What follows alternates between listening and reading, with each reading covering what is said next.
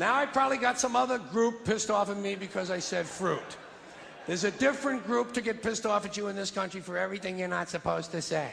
Can't say fruit, can't say faggot, can't say queer, can't say Nancy boy, can't say pansy. Can't say nigger, boogie, jig, jigaboo, skinhead, jungle bunny, moolie, moulignon, or schwarzer. Can't say yid, heeb, zeeb, kike, maki, dago, guinea, wop, ginzo, greaser, greaseball, spick, beaner, oye, tiger, PR, mick, donkey, turkey, limey, frog, squarehead, kraut, jerry, hun, chink, jap, nip, slope, slopehead, zip, zipperhead, gook. There is absolutely nothing wrong.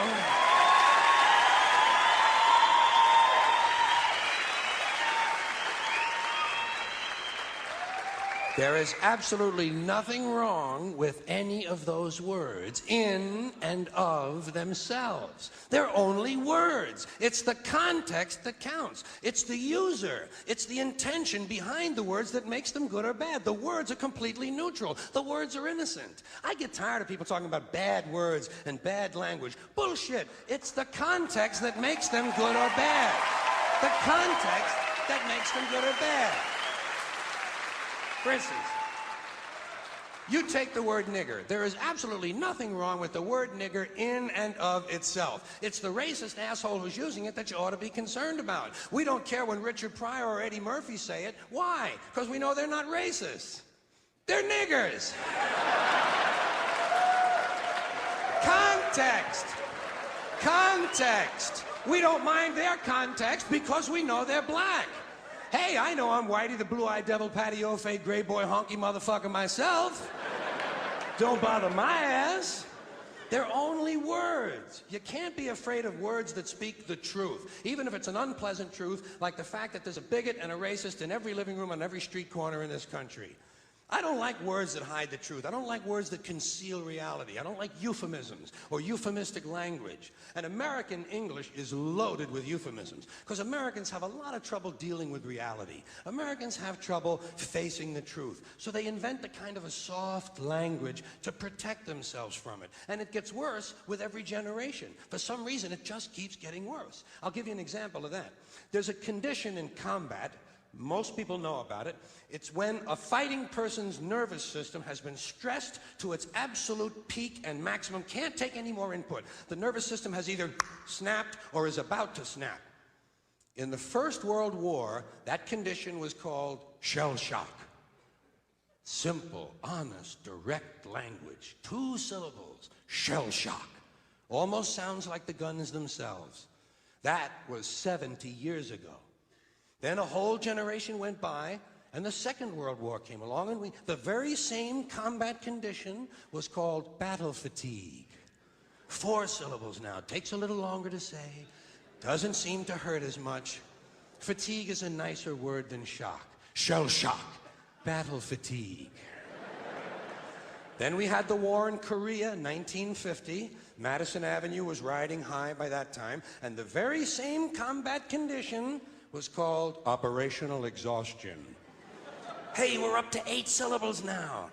And the humanity has been squeezed completely out of the phrase. It's totally sterile now. Operational exhaustion. Sounds like something that might happen to your car. Then, of course, came the war in Vietnam, which has only been over for about 16 or 17 years. And thanks to the lies and deceit surrounding that war, I guess it's no surprise that the very same condition was called post-traumatic stress disorder. Still 8 syllables, but we've added a hyphen. And the pain is completely buried under jargon. Post-traumatic stress disorder. I'll bet you if we'd have still been calling it shell shock, some of those Vietnam veterans might have gotten the attention they needed at the time. I'll bet you that. I'll bet you that.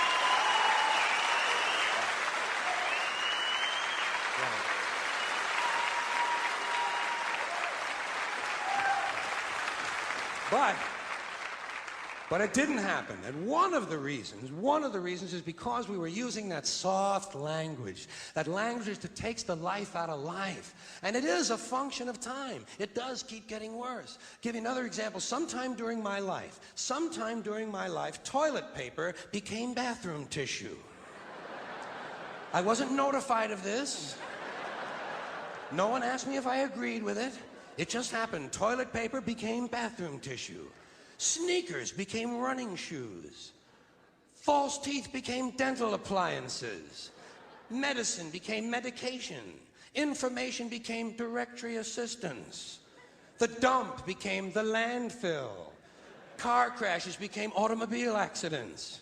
Partly cloudy became partly sunny.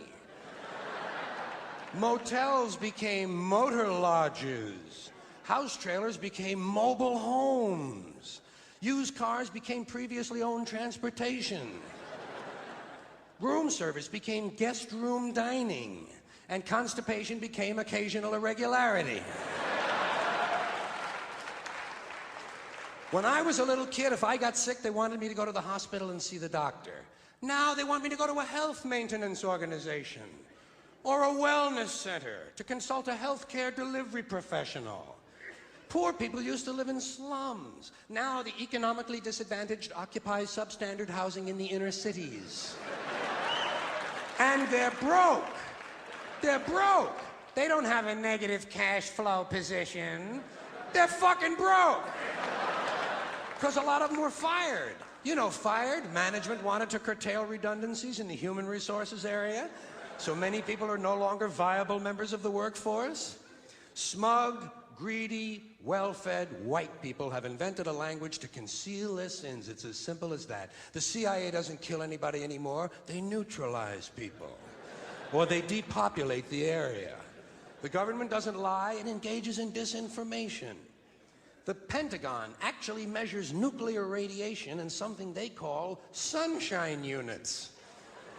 Israeli murderers are called commandos. Arab commandos are called terrorists. Contra killers are called freedom fighters. Well, if crime fighters fight crime and firefighters fight fire, what do freedom fighters fight? They never mention that part of it to us, do they? Never mention that part of it.